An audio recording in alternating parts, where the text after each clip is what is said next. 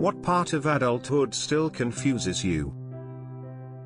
Adult friendship. You don't see your friends every day, but you see these random assholes you work with. Are they my friends?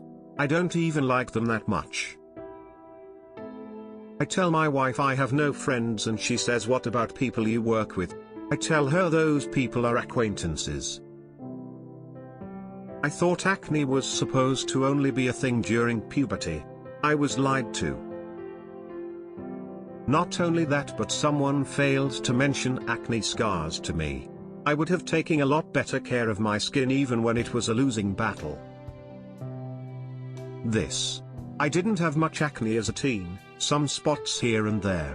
And while I don't have a ton now that I'm closer to 30, I do have some, including the painful ones on my chin sometimes, the ones that feel more like a lump and like you bruised yourself. What the heck? I got a job in college to pay for college so I could get a job after college to help pay for college. Oh man. I've never thought of it that way. Same here, only I didn't even finish college. The whole concept of having a job emo is perplexing. We get jobs to pay for houses that we aren't even staying in for more than half the day. Also we can sleep and drive to work in the car we also pay for, to go to a job we hate. Also we can afford the things we need to be able to do it all again the next day. Edit, I guess I am thinking more along the lines of work/life balance. We are so much more efficient these days in getting work done, yet we still spend 40+ hours a week at work. The ones benefiting from all this added efficiency are not the workers, but the bigwigs and stockholders. Most people could get the same amount of work done in 25 to 30 hours a week, and if we still got paid the same, we'd live much more fulfilling lives. Right now many of us are probably at work typing on Reddit. Gordon Ramsay is a prick and not a chef. You are every age at once tucked inside yourself like Russian nesting dolls. I remember when I thought 18-year-olds looked so old and mature. Now they're just immature little almost adults, in my eyes. Then I look at my elder co-workers, and it scares me to realize that they often know less than I do. I thought they were supposed to be wise. Now I see them individually, and realize how few of them have wisdom. When you're younger, you get handed a lot of relationships with peers very close to your own age group and interests. For most of school before you turn 18, you're in a class with boys and girls who are usually at most 1 year older or younger than you. You spend most of the day in rooms with these other people and it's really easy to meet people and make friends.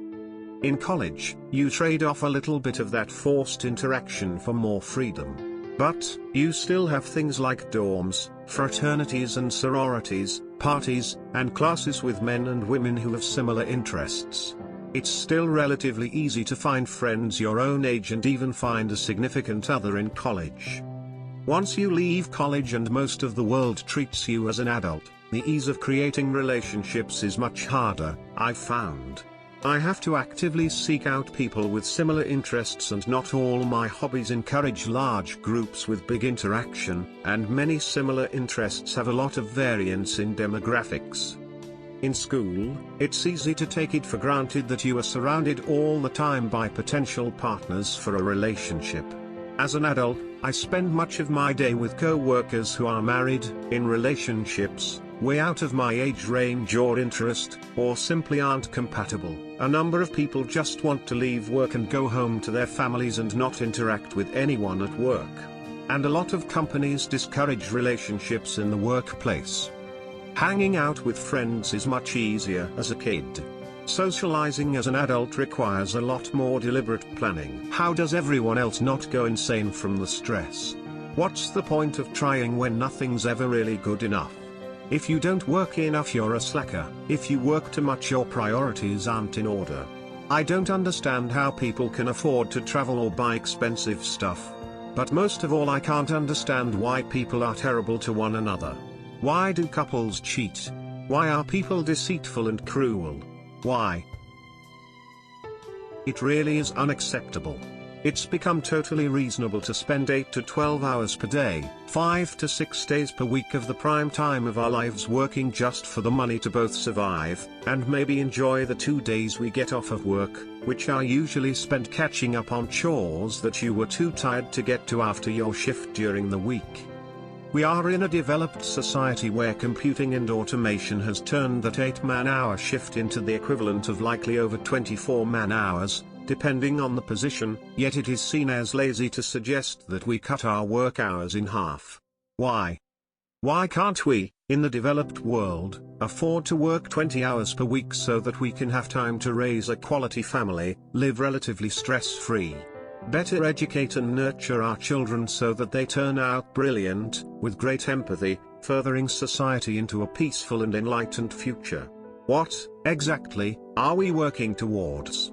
Right now it seems like the end goal of our society is to have one rich benefactor who owns everything with 7 billion plus slaves to manufacture his products. One thought I always come back to, when I'm having trouble or I'm distraught or depressed or everything's going wrong, is why won't anyone help me? I'm drowning and no one will help me. I mean, I'm not an idiot, I understand intellectually that that's just how the world works, that everyone has their own problems and they're doing all they can just to deal with those, and certainly they aren't in a position to do anything about mine, but deep down in my mind somewhere is still a helpless, clueless little kid who can't figure out why he's just been thrown into the deep end and no one will help. There are 4 trees that were planted in a row on the side of my parents' yard. These trees are nearing 30 years old now, are fairly tall, and had been planted when the house was built. When I was in high school, there was a large storm and one of the trees in this row was snapped off right at the base of the tree. Last month I was over at my parents' house helping them with some yard work.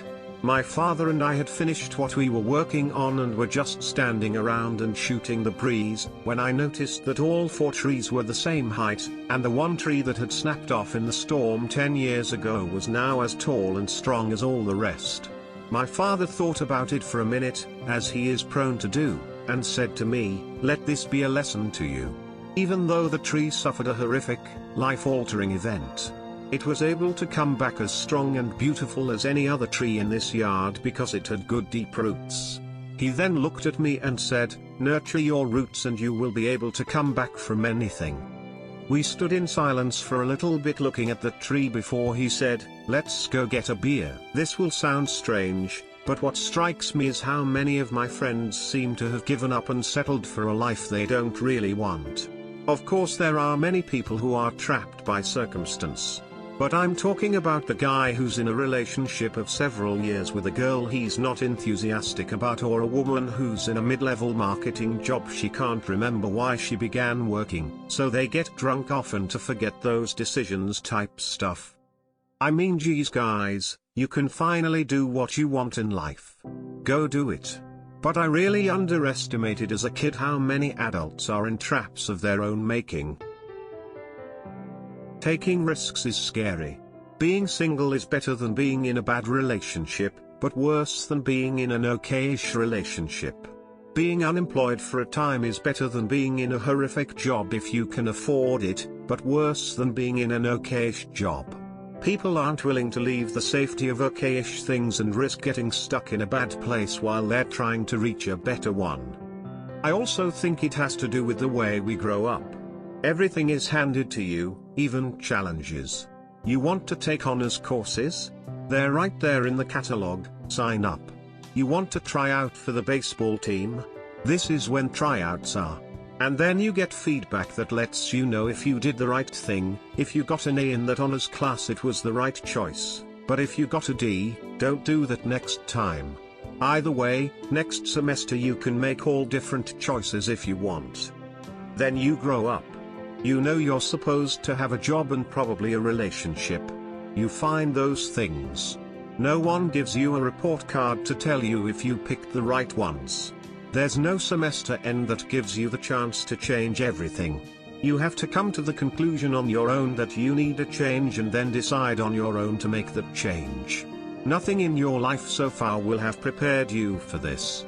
It may not even ever occur to you that you can.